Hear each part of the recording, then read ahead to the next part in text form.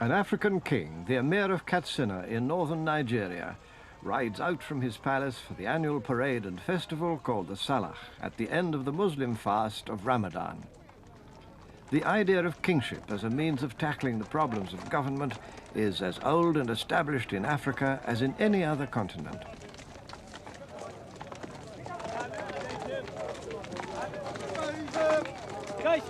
Surrounded by his bodyguards and by troops of loyal followers, the king receives the allegiance of his people.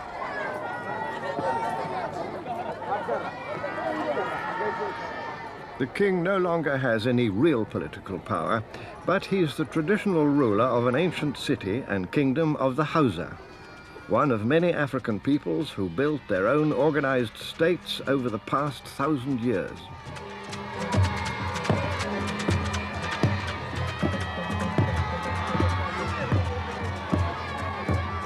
Kings need to display their wealth, and if they're wise, they also provide entertainment. But above all, kings need to display their power and authority in ways that are clear to everyone. The Salah is also a political event.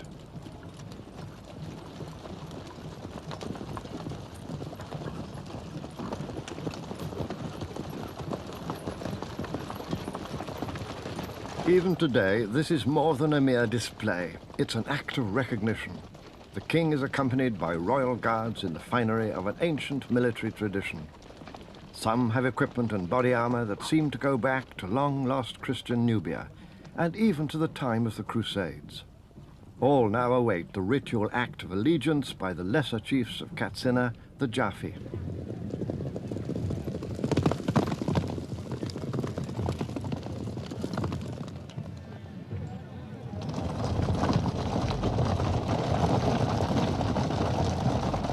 Wave upon wave, in a gesture which is part threatening and part submissive, the district heads salute their master.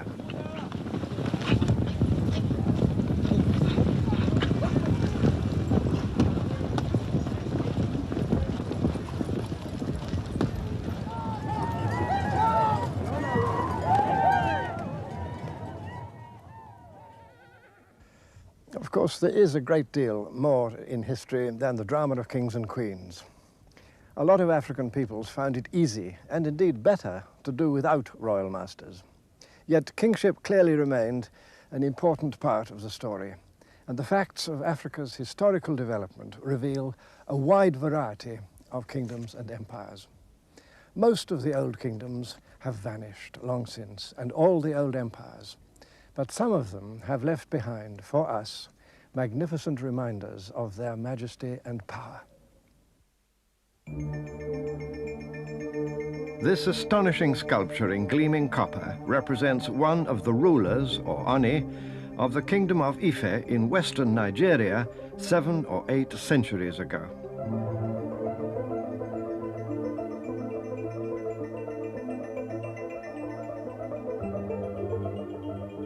And yet, when these superb sculptures first came to the attention of Europeans, only as recently as 1910, the experts at once pronounced that Africans could never have conceived or made them, and that some wandering European must have been the artist. Now the world knows better. The truth is that these are portraits of African kings made by African artists for use in royal ceremonial.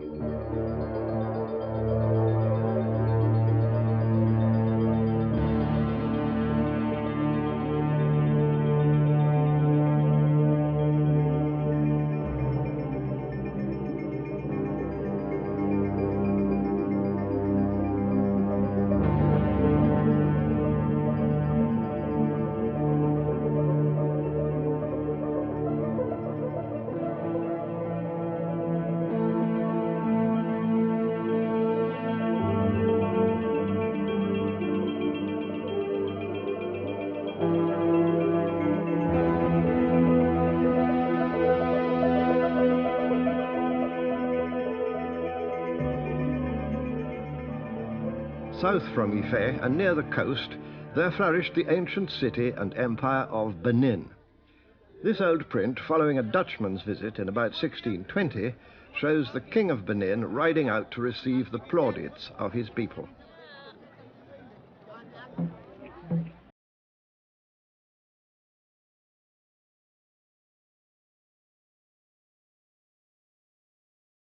courts, beginning at least as early as 1400, had long been developing their own styles and techniques, styles that were entirely African in inspiration and execution. They have their place today among the artistic masterpieces of the world. This ivory armlet places the king where he belonged in Benin society, at the center of all things.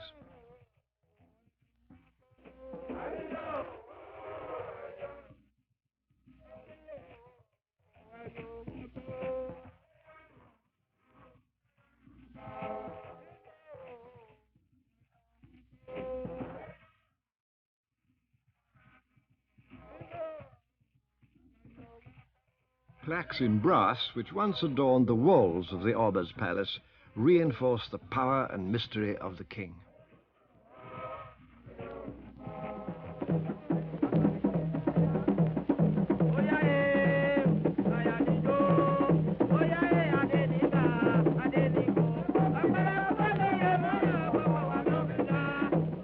A visitor from Holland to the King of Benin in about 1600 wrote this report.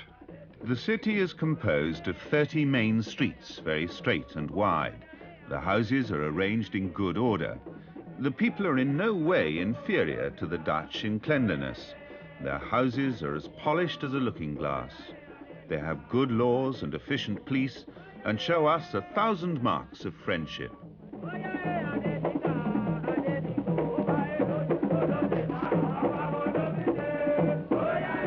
The Orba, king of men, could handle leopards, the kings of the forest, like toys. From his waist sprang mudfish, symbols of power over sea and river, whose guardian was Olakan, archangel of the waters.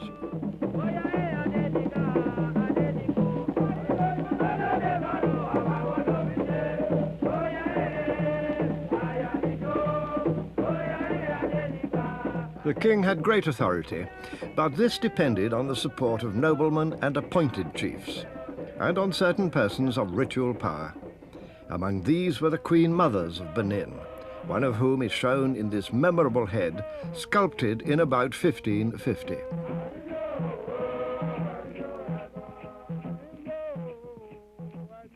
Adjoining Benin was the ancient empire of the Yoruba people, with its heart in the city of Oyo. The Yoruba developed great military strength based on cavalry.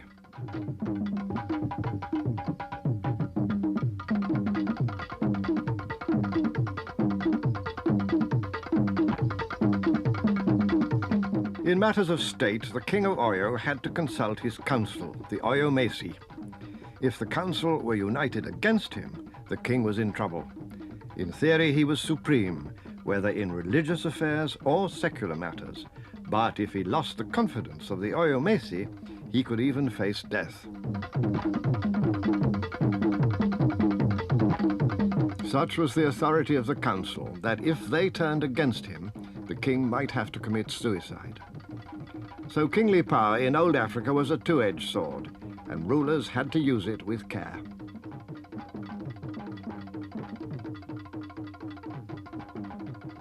When at last Europeans reached these shores, they came at first in peace, as traders or ambassadors, asking favors.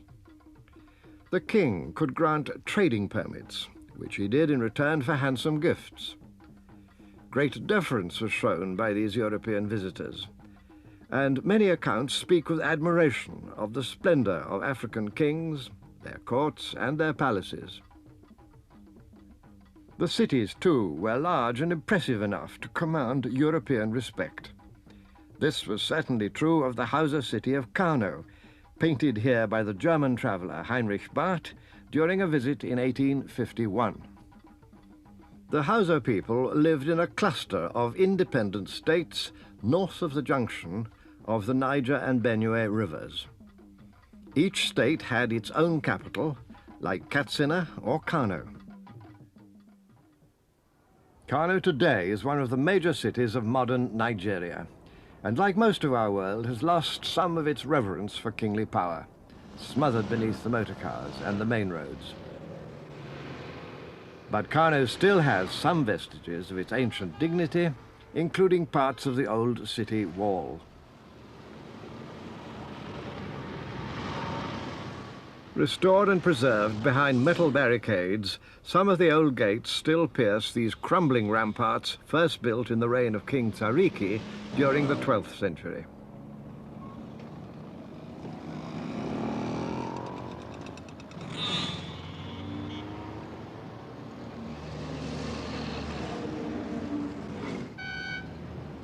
Modern Kano is as brash and noisy as any African city of our time, with its concrete office blocks, its traffic jams, its utterly persistent roadside vendors, and imperious police force.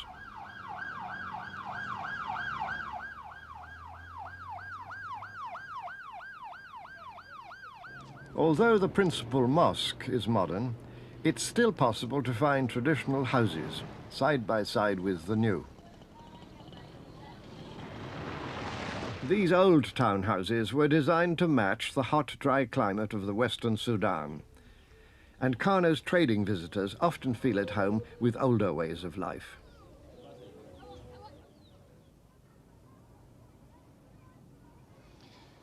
Like so much else in Nigeria today, this modern city of Kano has grown out of an ancient civilization and from a local enterprise practiced through a long period of early development. Kano's story through the centuries became one of singular drama and brilliance. Ever since the Middle Ages, this old city has been a magnet for countless travelers, a place of rest after hard journeys, a seat of scholarship and of royal power, and a market echoing with the din and traffic of the whole Western Sudan.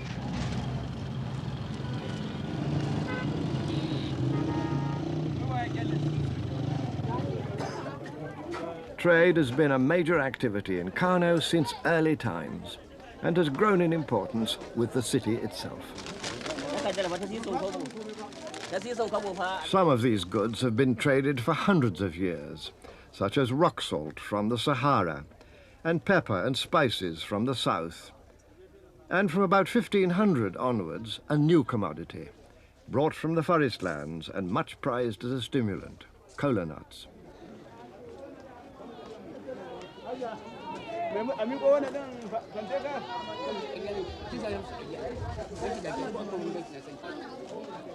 Whether the trade was long distance or local, Kano was, as it is today, a place where there was money to be made and goods manufactured for sale.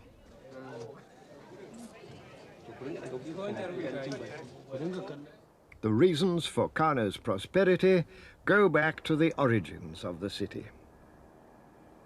This small hill, so barren and so empty, contains within its past another of the surprises of African history. To reach its secret, we have to go back more than 1,000 years. At that time, before or about AD 900, people came and settled and began to build a little town here on this hill, which they called Dala. To begin with, Dala was just another hill settlement, a source of iron ore and a place of refuge, otherwise no more important than many other small villages scattered across Hausaland. The early history of the region tells of rivalry between these villages, and Kano, well placed to take advantage of the natural wealth of the region, gradually emerged as the most powerful settlement in its area.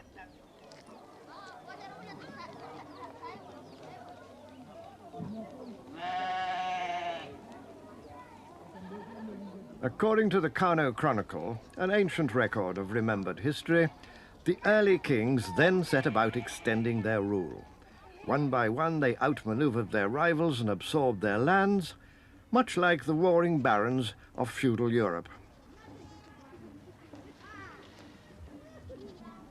The royal palace, Gidan Runfa, was built in the 15th century, but the ritual pomp and circumstance of the court dates from much earlier times.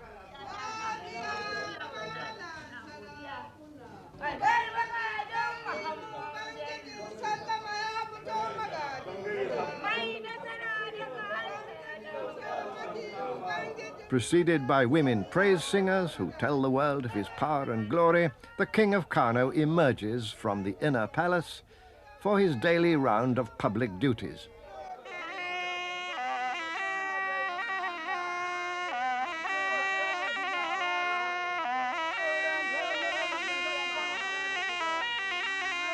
For centuries, the court has been run by a small army of officials, some born in service, others descended from noble families.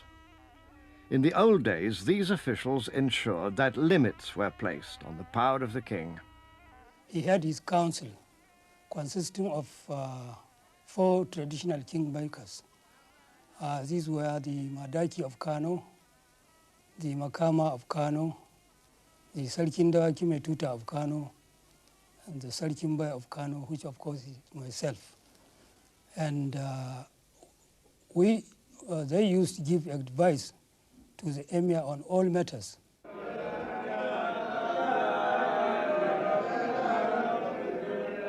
The person of the king himself was shrouded in mystery. Even the simple action of sitting down on his throne had to be concealed from public gaze. Only then could lesser chiefs draw near to pay elaborate homage.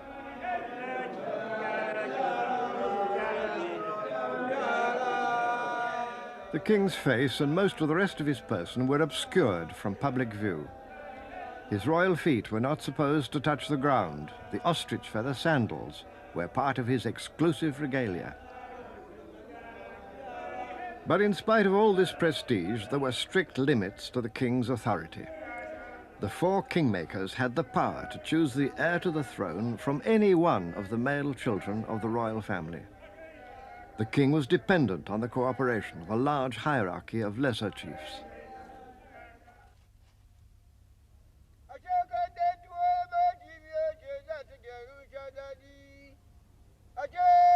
This was a kind of constitutional monarchy. The power of the nobles was checked by the authority of slave officials appointed by the king. These were not slaves in the modern sense, but much more like the royal retainers of European monarchs. Kano even had its own jester, licensed to tell awkward truths when others preferred tactful silence.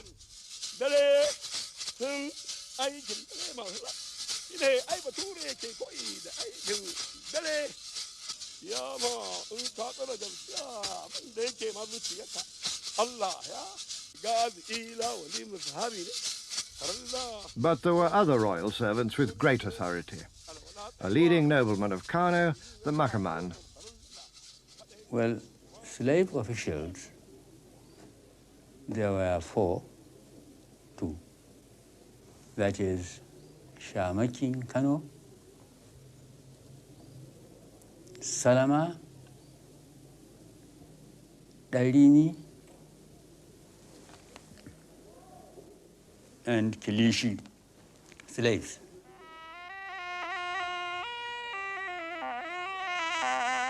Although men of noble birth might still call them slaves, these royal servants, just like the king's men of European monarchs, could wield decisive influence.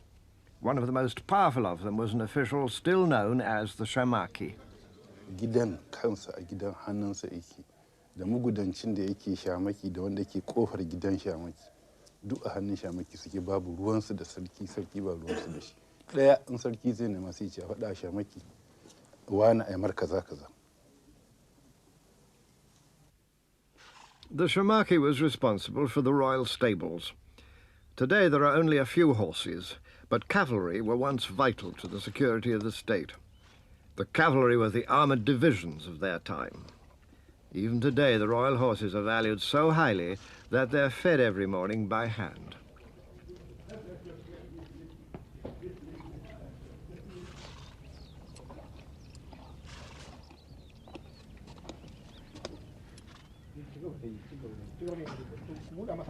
The Shamaki's position was one of crucial trust because whoever controlled the cavalry controlled the kingdom. But he himself owed his position directly to the king's patronage. Only a foolish official would bite the hand that feeds him.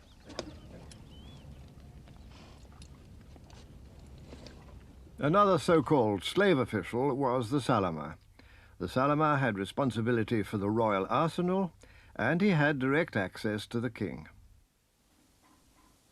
Wanda sarki amincewa, wato abu ne amincewa ne ga sarki dan za a je ya same shi a cikin gidansa.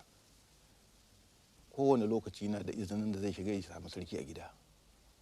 Aikin sallama da wannan amanar da na gaya maka ta gidansa da amanar abin gaba kamar su bindiga su kibiya su lufudda to duk ikon Salama ne.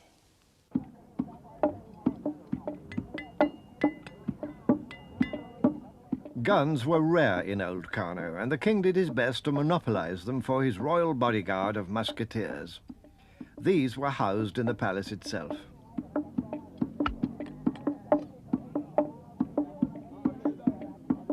Gunpowder is still manufactured in the palace arsenal, but it's only issued today for festivals and celebrations.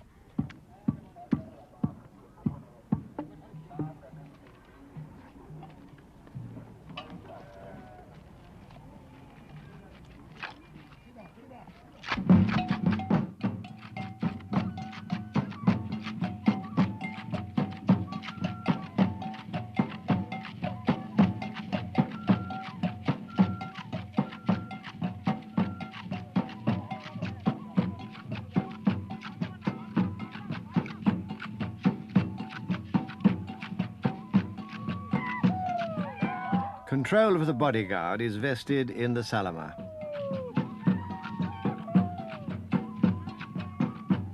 This parade may be a bit of a joke, but the power once exercised by these appointed officials was real enough.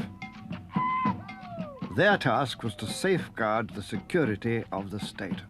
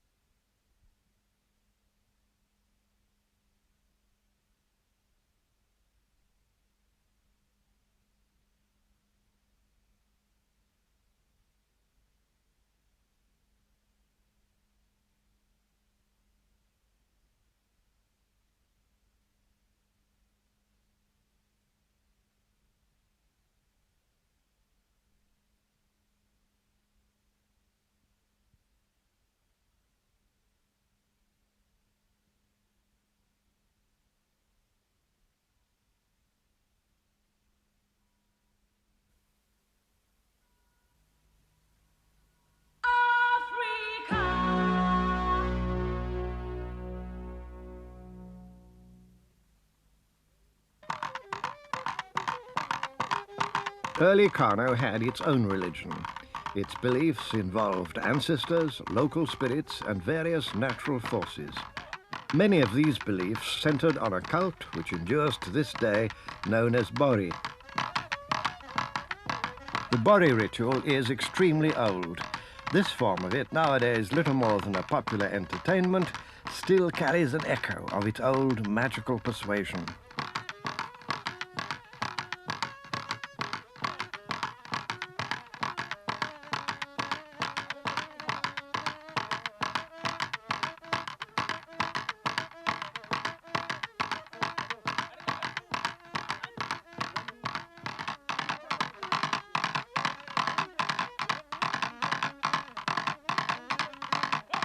Over the centuries, as Kano's links with the outside world increased, the spirit cults gradually declined. They gave way to the modernizing influence of a world religion, Islam.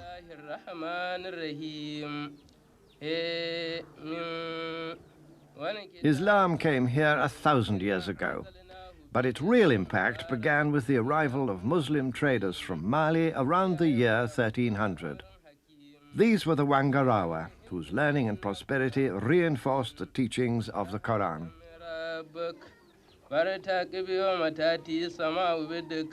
Slowly, Muslim influence widened, until the great majority of the Kano people, led by their king, answered the call of the Prophet.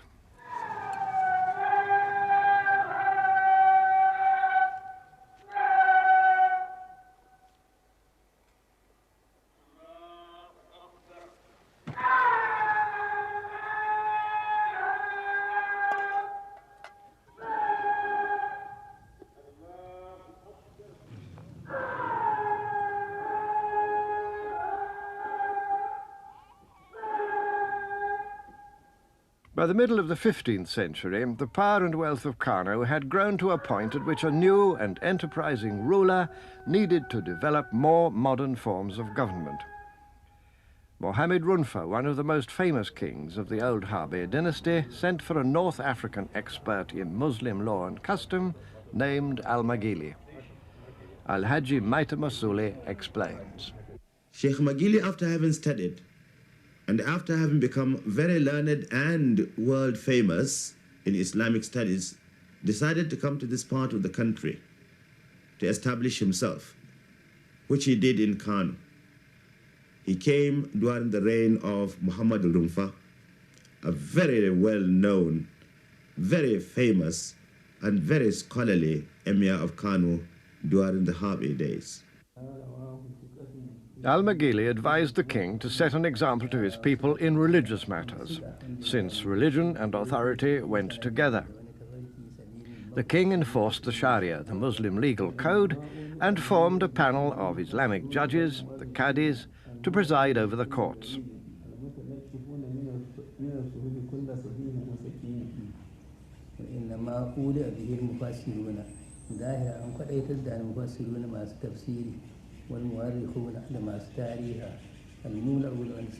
The present Chief Qadi of Kano, Dr. Hassan Gwazo, is an expert on Al-Maghili's teachings. In fact, he devised two types of courts, that is, courts of first instance and also court of appeal. The court of first instance were the courts to be manned by the Qadis, but the court of appeal was that of the emir himself, that is the emir in council, that is, people aggrieved by the decisions of the Qadis or by the attitude of any official of the emir have got a right to go direct to the emir himself.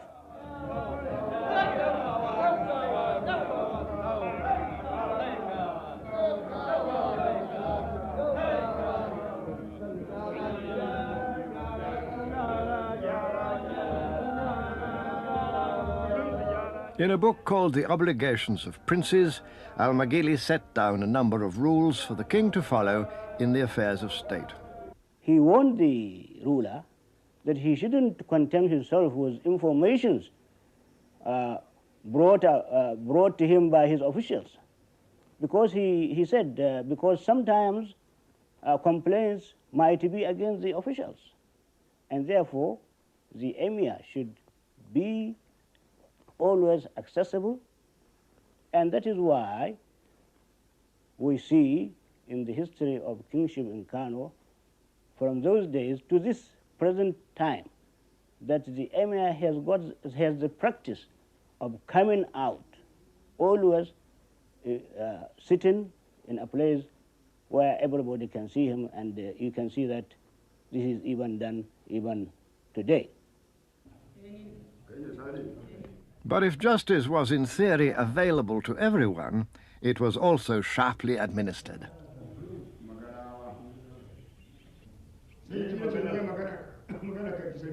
The king and his council had the same power of life and death as their contemporaries in Europe. He had the power to say if somebody had killed somebody, or the emir, and together with his legal advisors, would go through the case, and then if that person was absolutely guilty, the emir would send him to the hanging place. He had his head cut off.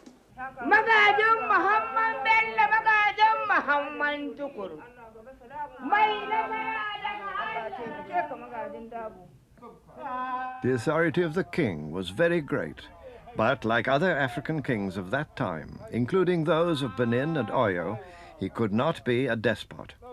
He administered the law, but he also had to obey it. He ruled his council, but he also had to defer to it.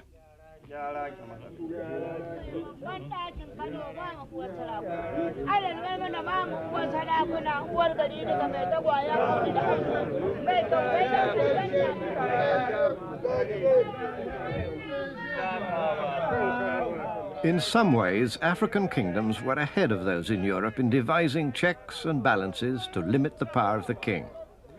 Al-Maghili was building on earlier traditions of African political administration when he made rules for the exercise of royal power.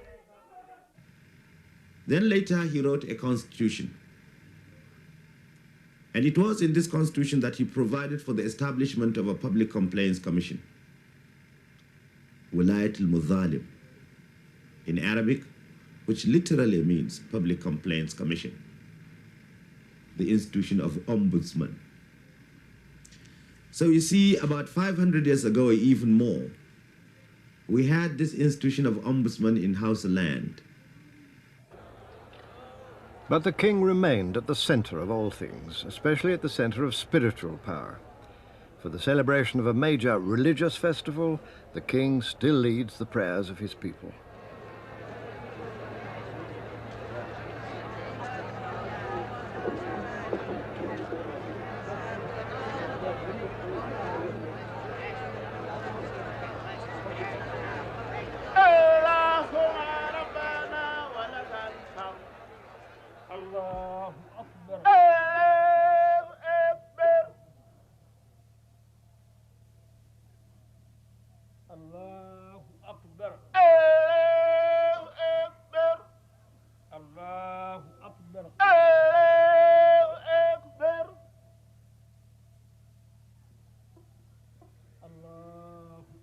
Yet men don't live by prayer alone.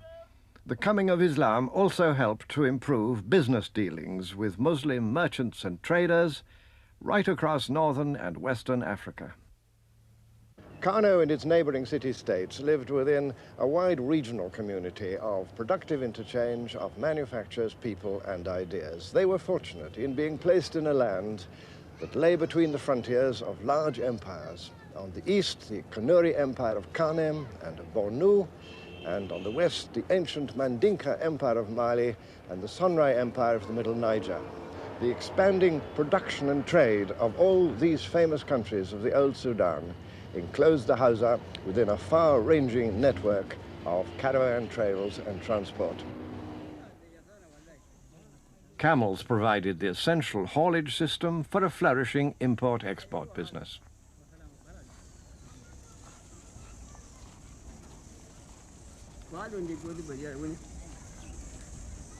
Kano prospered as a commercial center. In the market, a leather worker hand-stitches part of a camel saddle, one of many highly prized products which established Kano's reputation for skilled craftsmanship and manufacture. Kano leatherwork became so famous that it was traded across the Sahara as far as Morocco. From there it was sold again to Europe, even to buyers in England, where it became known as Morocco leather.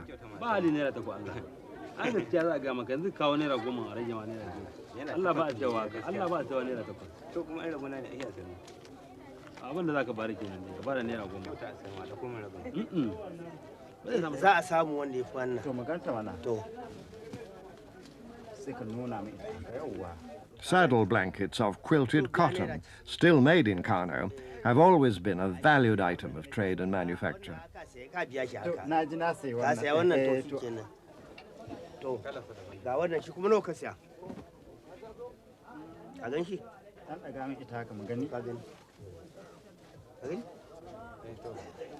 Another textile unique to the Kano area was once so much in demand that it was traded the length and breadth of the western Sudan. The story of these tightly woven rolls of cloth demonstrates the complexity and sophistication of traditional Kano industry. First, the weavers turn out long strips of white cloth on the narrowest looms anywhere in the world, a technique which produces an extremely dense weave.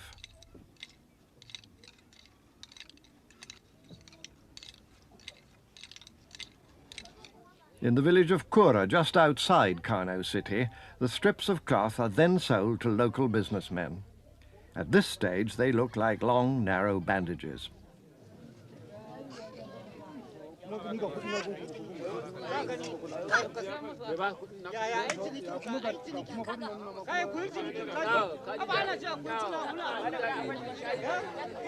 The cloth buyers then arrange for the strips to be sewn together into broad widths of material. These are then taken to the nearby village of Bunkere for the next stage of the process.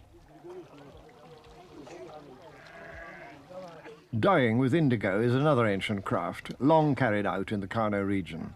Here again one sees how Africans have evolved their own techniques for specific needs.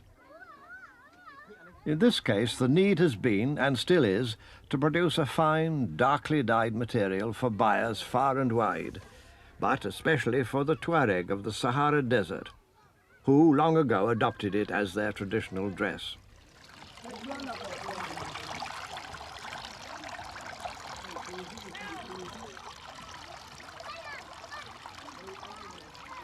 The process has to be repeated over and over. The longer the process, the deeper the dye. Simple though the technique may appear to be, this is only one of several stages of manufacture.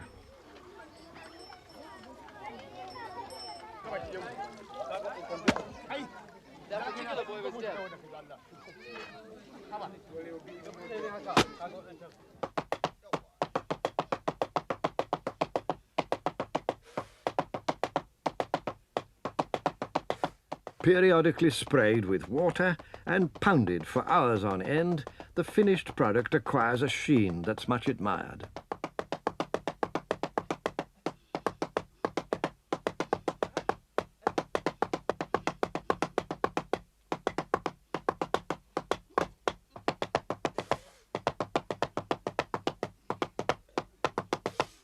It's this highly polished blue cloth which is then traded out of Kano market to make turbans for local dignitaries and veils for the Tuareg, the blue men of the desert.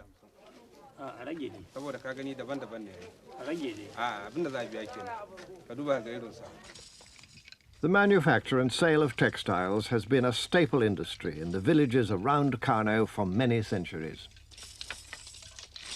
Strips from looms like this, when sewn together into broad widths, were sold as robes or blankets to every people and kingdom in Western Africa. Here then was a nicely balanced community of interests between countryside and city, between producers and consumers. Industry and commerce guaranteed the city's prosperity. Whole villages which once were part of the Kano kingdom are given over to the manufacture of pottery.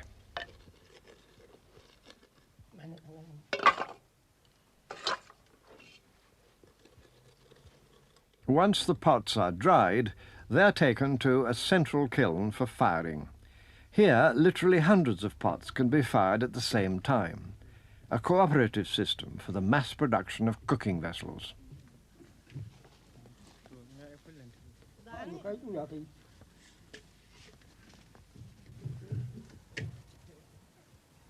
Governing and exploiting all this industry and trade were the king and his council.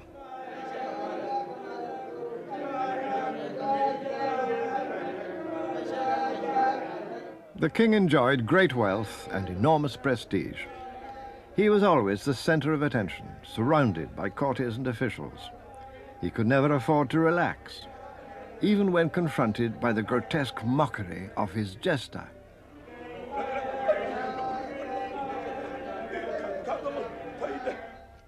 But alone in the royal garden within the palace walls, he could be his own man. Sheltered from his subjects, the king could try his hand at manual labor.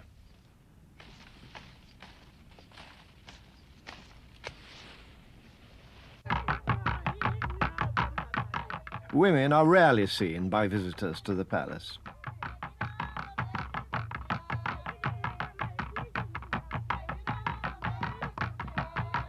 These women, entertaining themselves in one of the courtyards, are the wives and relatives of palace officials.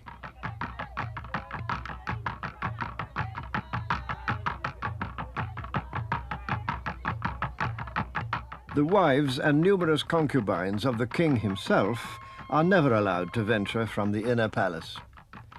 Muslim practice and royal prudence combine to keep them in seclusion. The present emir, like the kings of Kano before him, has many children.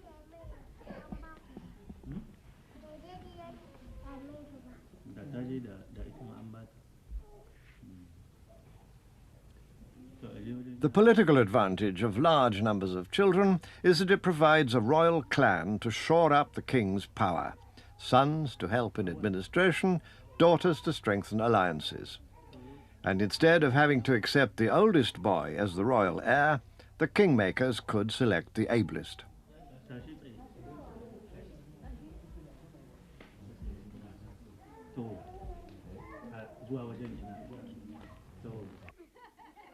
All this huge establishment had to be supplied with the basic necessities. The palace has always had a number of communal kitchens.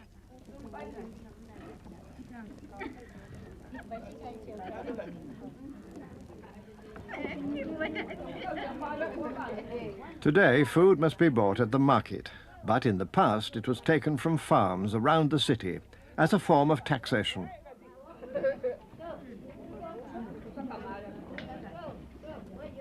The city and the palace depended on the countryside.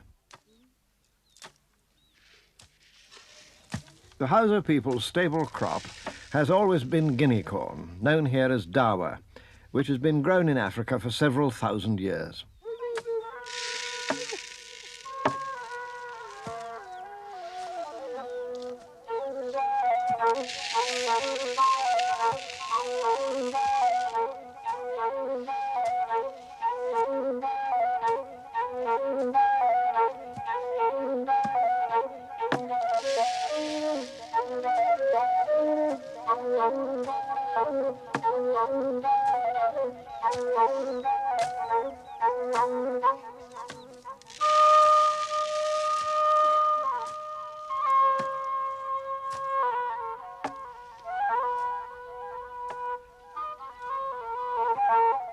The king and the city exploited the country people, and the whole edifice of royal pomp and pageantry rested ultimately on the shoulders of the Hausa farmers.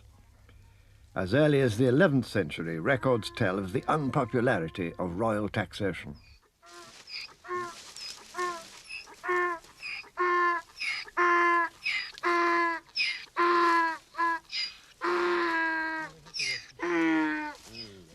Fortunately, the countryside around Kano was unusually fertile.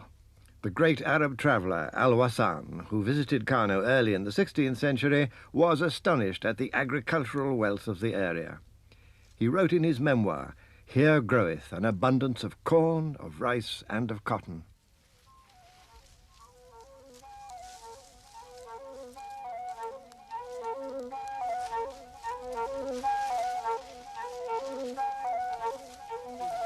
By the 16th century, grain was grown for sale as well as for domestic use.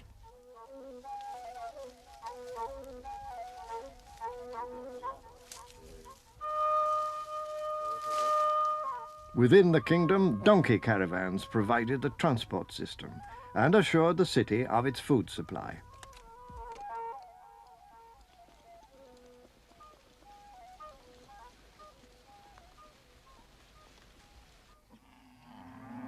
Cattle have been the other great agricultural resource on these broad plains. The king himself and other prosperous city dwellers often owned cattle, which were grazed for them by professional herdsmen.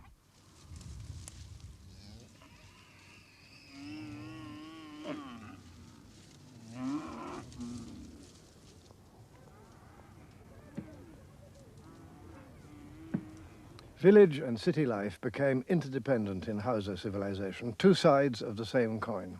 Yet the indispensable source of wealth in Hausa land was not the city, but always the village, whether for production of food or of cotton or other manufactures.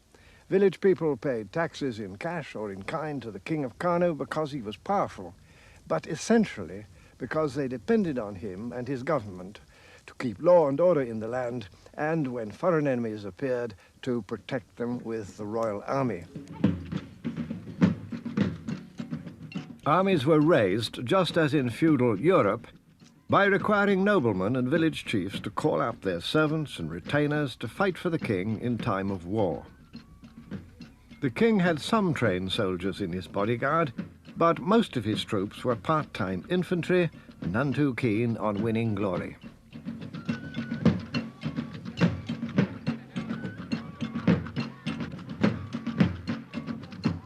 Again, it was Al-Maghili who advised the king to maintain a small standing army. Have beside you at all times a band of faithful and gallant men, sentries, bowmen, horse and foot. Times of alarm are not like times of safety. In that period of African history, kings and armies behaved very much as they did in Europe at the same time. Hausa states intrigued, formed alliances, broke them, and betrayed one another in a long series of minor wars.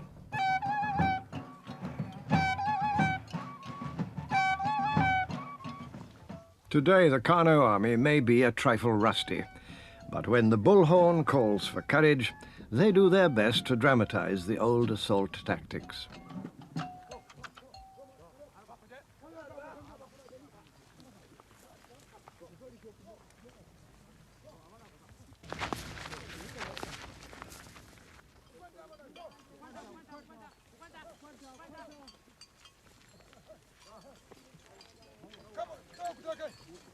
And then, of course, comes grand confusion, just as in all the best regulated warfare.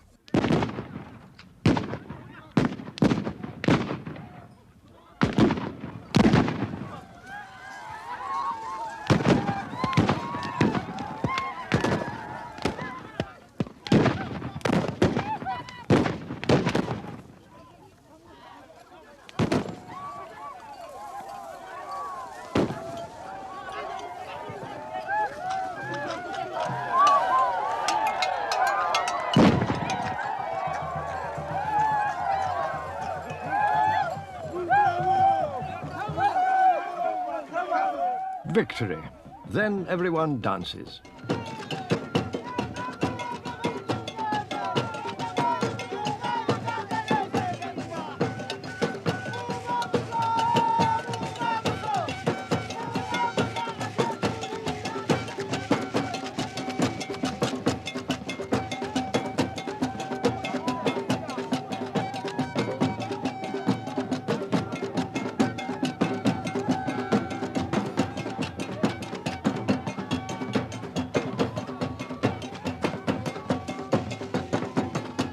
But these small wars, it seems, killed few, and only occasionally destroyed the peace and confidence of every day.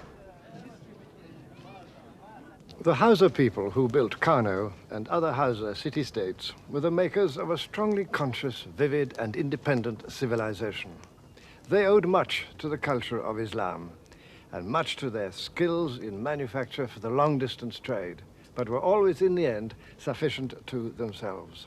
They formed one of the great historic communities of old Africa. So the King of Kano, when he rides forth to greet his people, even today remains the symbol of a long development stretching back into the ancient past, very much remembered by the Hausa themselves. 500 years ago, Al-Maghili gave this advice to the king. Ride the horses of resolution on the saddles of prudence. Kingdoms are held by the sword, not by hesitation. Can fear be thrust back except by causing fear? The parade is a demonstration of royal power.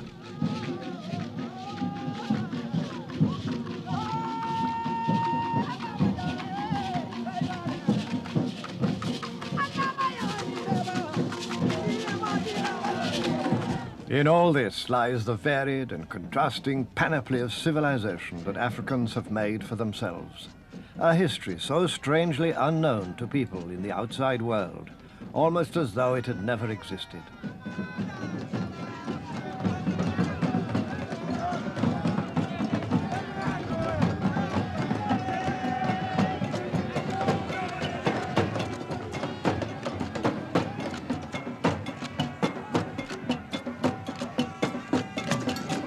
Africa's history is unique to itself, but it's also part of humanity's common inheritance. It's a story that can still unfold, even in the festivals of today, a powerful mystery and splendor.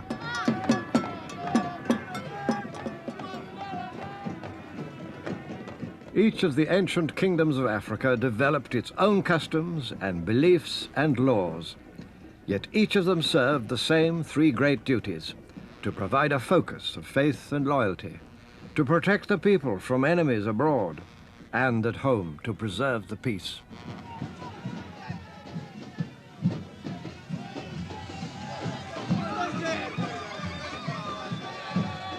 Their record of success or failure, justice or injustice, has been remarkably like the record of other kingdoms in the world. In that heritage, we have all shared.